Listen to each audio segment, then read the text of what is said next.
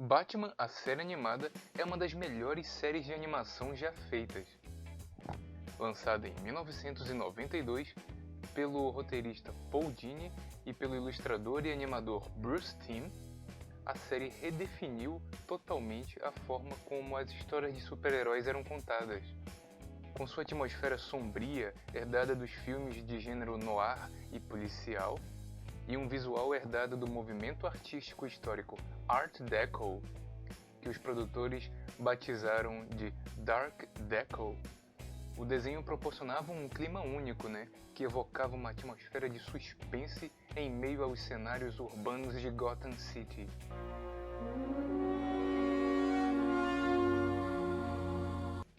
Ao resgatar a essência do Homem-Morcego, trazendo esse tom mais sombrio, o desenho também contava com histórias maduras e com temáticas nada comum em desenhos da época, conseguindo atrair não só crianças como também adultos. A exploração psicológica dos personagens era um ponto alto da série, que conseguia mesclar muito bem drama e aventura. E aqui no Nerdtown, tomei a liberdade de definir os meus 10 episódios favoritos de cada temporada de Batman, a série animada. Bem, a organização da série em temporadas é meio complicada, já que pode variar entre uma fonte de informação e outra. Isso acontece porque, na verdade, Batman, a série animada, originou duas versões continuadas dela mesma. Como é que é, rapaz? Que foram batizadas com diferentes nomes. A segunda temporada foi batizada de The Adventures of Batman and Robin, ou As Aventuras de Batman e Robin, já que Robin passou a ser um personagem bem mais frequente nas histórias, sempre acompanhando o Batman nas investigações. Com a introdução da personagem Barbara Gordon, que se tornaria a Batgirl, posteriormente viria a terceira temporada, chamada de The New Adventures of Batman, ou As Novas Aventuras de Batman, que nos Estados Unidos também ficou conhecido como Batman Gotham Knights, ou seja, Cavaleiros de Gotham. Meu Deus, quantos títulos! Nessa fase, o Batman já não trabalhava mais sozinho e contava com a ajuda do Dick Grayson, o primeiro Robin, que agora se torna o Asa Noturna, o Tim Drake, o novo Robin, e a Batgirl, formando então a chamada Bat-família. Este vídeo vai ser o primeiro de uma série de vídeos em que eu vou pontuar os meus episódios favoritos do desenho. Para os vídeos não ficarem muito extensos, eu vou dividir a lista em duas partes, com 2 vídeos sobre 5 episódios em cada um. A lista vai ser por ordem de lançamento mesmo, então, simbora!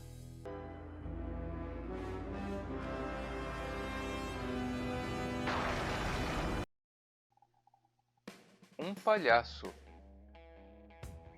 Neste episódio, Bruce Wayne vai à festa de aniversário de um filho de um colega empresário dele. O homem, por acaso, é um pai muito controlador e rígido para com seu filho.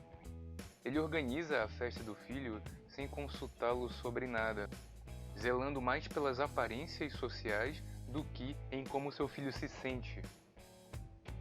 O menino se sente negligenciado pelo pai, nunca tendo os seus desejos atendidos, nunca podendo se expressar livremente. Essa história toca num ponto muito importante, que é a falta de profundidade nas relações familiares.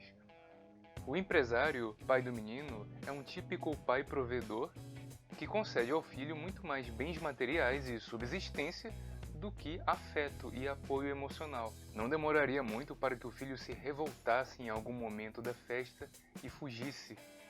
Sabe como é que é, Às vezes, um bom momento a sós com quem se ama é muito mais significativo do que uma festança cheia de pessoas desconhecidas. Porém, para a surpresa de todos, a festa recebe a ilustre visita de um palhaço, que começa a divertir as crianças. Mas não se engane, não se trata de um palhaço qualquer, e sim de ninguém mais, ninguém menos do que o próprio Coringa. Sim, ele havia entrado de penetra na festa para prejudicar o empresário por causa de uma rixa que ele tinha com ele. Ele planeja então um atentado, colocando, no lugar da vela do bolo uma dinamite. Bruce Wayne, que era um dos convidados, percebe tudo e desconfia que conhecia aquele rosto daquele palhaço de algum lugar. É nessa hora que ele assume, o manto do Batman e salva as pessoas do atentado. Acontece que posteriormente, quando o menino foge da festa, ele acaba indo parar no furgão do Coringa sem saber.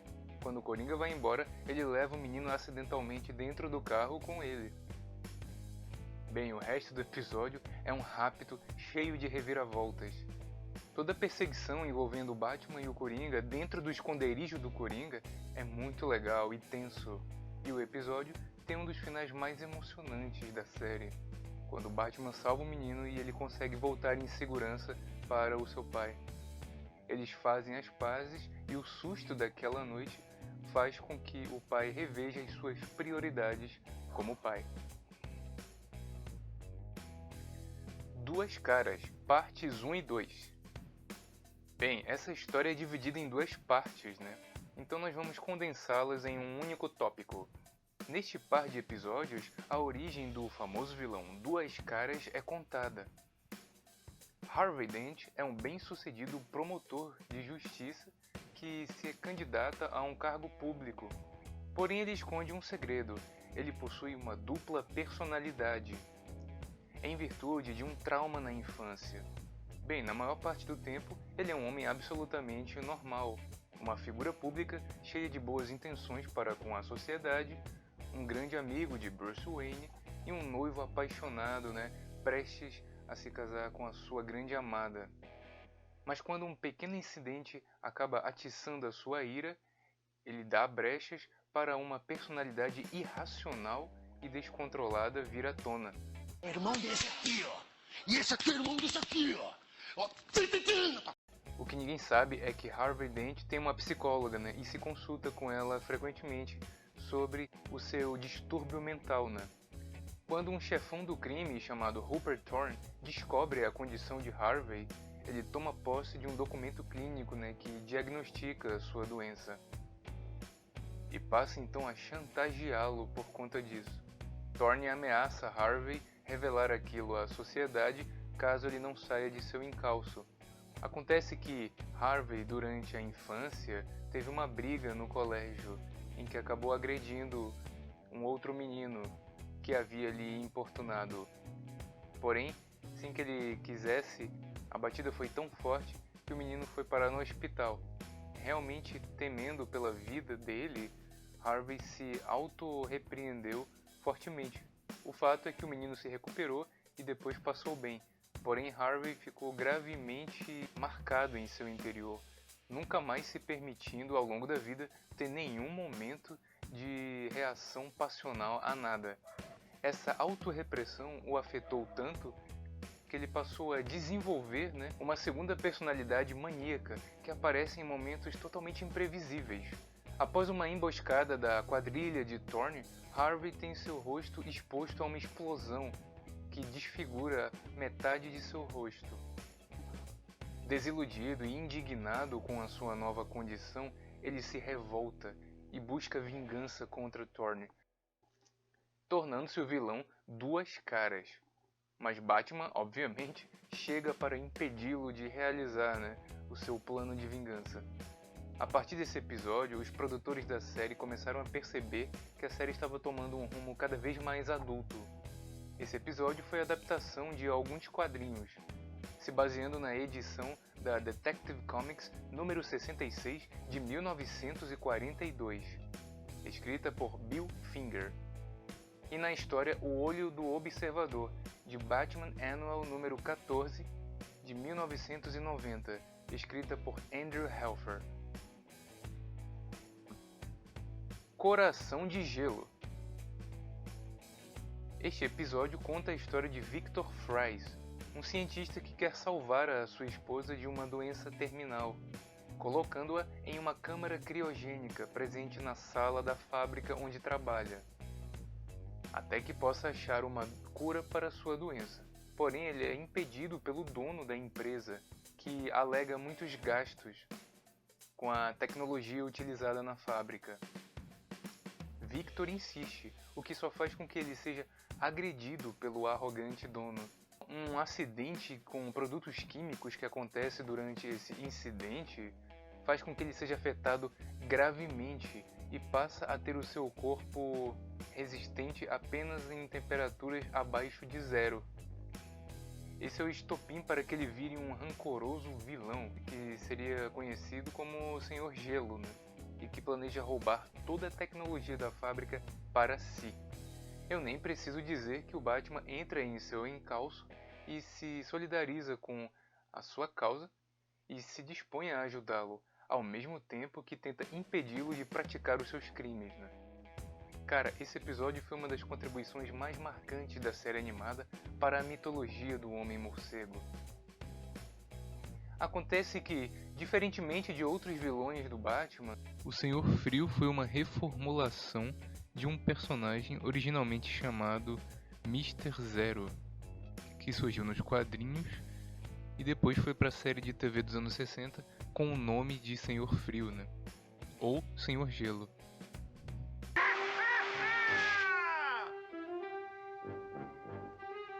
That'll cool you off a little. Wild. E era uma figura super caricata e tosca, cujos diálogos se resumiam a piadas de trocadilho envolvendo a palavra gelo. E sim, se isso te lembra a versão interpretada por Arnold Schwarzenegger no fatídico filme Batman e Robin, né, que busca homenagear, né, a série dos anos 60, é porque realmente ele foi totalmente inspirado no Senhor Gelo da série. Please, show some mercy. Mercy? I'm afraid that my condition has left me cold to your pleas of mercy. In this universe, there's only one absolute. Everything freezes. Allow me to break the ice.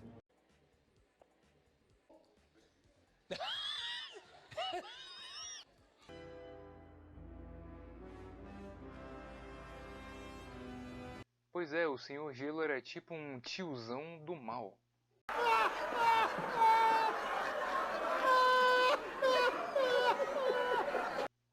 Então os criadores de Batman Animated Series, Paul Dini e Bruce Timm, quiseram reconceber, né, a natureza do personagem para fazer dele um vilão mais denso e trágico, com motivações com as quais a gente pudesse se relacionar. Foi aí então que criaram a esposa dele, né, a Nora Fries, que é quem dá motivação, né, aos seus planos. Totalmente diferente da versão original, né, em que ele era um cara totalmente obcecado por gelo gratuitamente. Este aqui tinha uma motivação super compreensível e o uso do gelo é resultado de um acidente no caso, né? Nora fica em pé numa câmara criogênica totalmente imóvel, como uma estátua a ser contemplada constantemente pelo atormentado homem. Esse episódio foi tão marcante que ganhou um Emmy de melhor roteiro em um desenho animado. É considerado por muitos o melhor episódio de todos. A reconcepção de Paul Dini e Bruce Timm foi tão aclamada que acabou sendo o novo modelo que serviu de base para todas as outras versões do Senhor Gelo posteriormente e para todas as histórias em quadrinhos da DC Comics envolvendo o personagem desde então. Um favor para o Coringa. Neste episódio, um homem tem uma briga de trânsito com ninguém mais, ninguém menos do que o próprio Coringa, né? Nossa, que motorista legal para se ter uma treta, hein? Só que não. Só tipo, o maior psicopata da cidade. Acontece então que o Coringa começa a perseguir o homem. E o louco é que a todo instante você realmente chega a pensar que o Coringa vai matar o homem.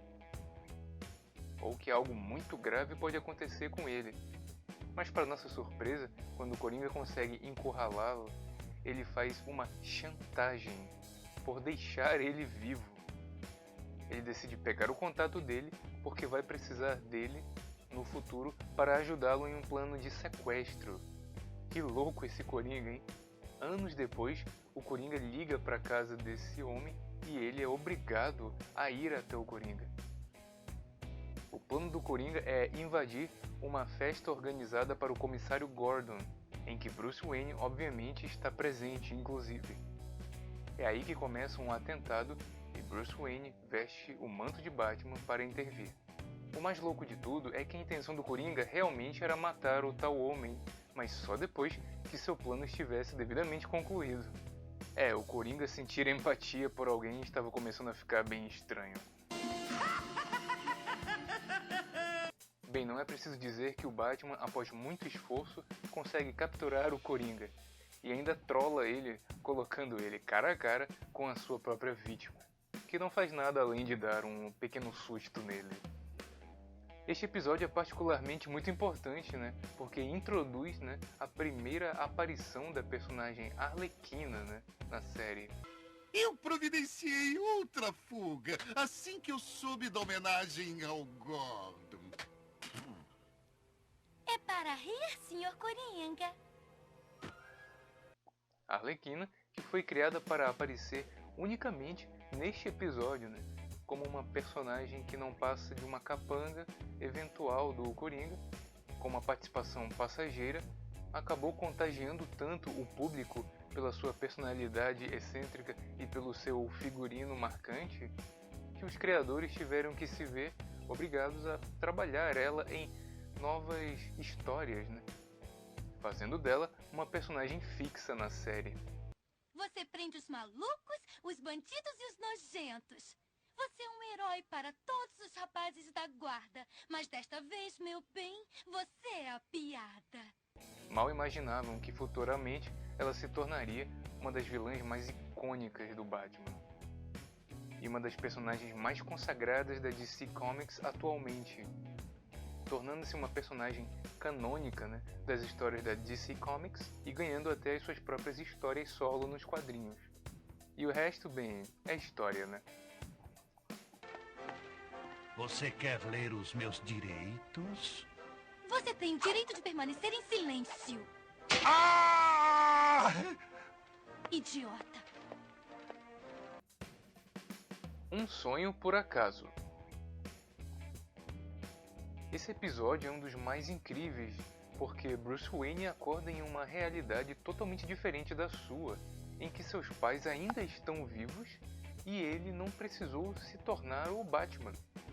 Além disso, ele está prestes a se casar com a Selina Kyle, né, a mulher gato, que de uma antiga rival passou a ser, né, uma parceira, né, no combate ao crime, até se tornar a sua namorada e depois sua noiva.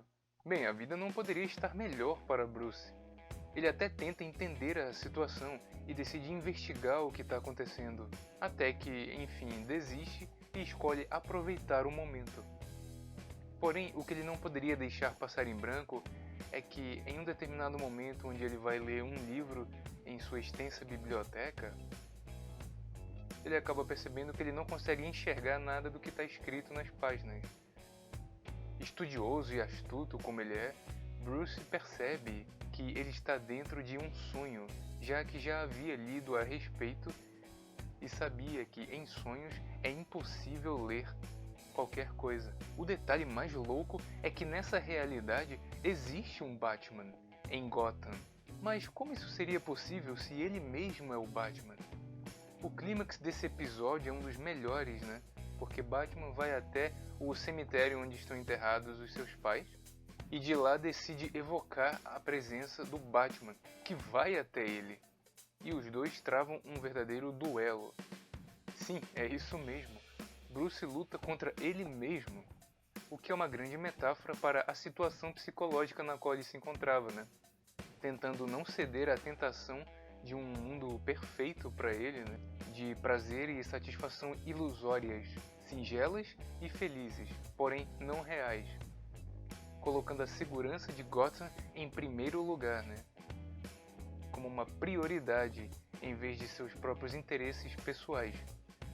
Tudo não passava de uma artimanha do chapeleiro louco, porque ele utilizou o Bruce em um experimento com o uso de um dispositivo de controle mental. Dentro dessa realidade, Bruce, na vida real, estaria desacordado e Gotham estaria à mercê da criminalidade. Né? Um plano astuto, hein, do Chapeleiro Louco. Ou seja, ele nem precisaria ter que sujar as mãos, né, para acabar com o Batman. Uma curiosidade a respeito dessa história é que ela é uma adaptação de uma história da DC Comics escrita por Alan Moore, chamada Para o Homem que Tem Tudo, que na verdade não é sobre o Batman, e sim sobre o Superman. É o quê? Nessa história, ele acorda em uma realidade alternativa em que Krypton não foi destruída. Ah, entendi. Bem, por enquanto, esses foram os episódios de hoje. Para ver os meus últimos 5 episódios favoritos de Batman, a série animada, fique ligado no próximo vídeo que sai em breve. Um forte abraço e até a próxima!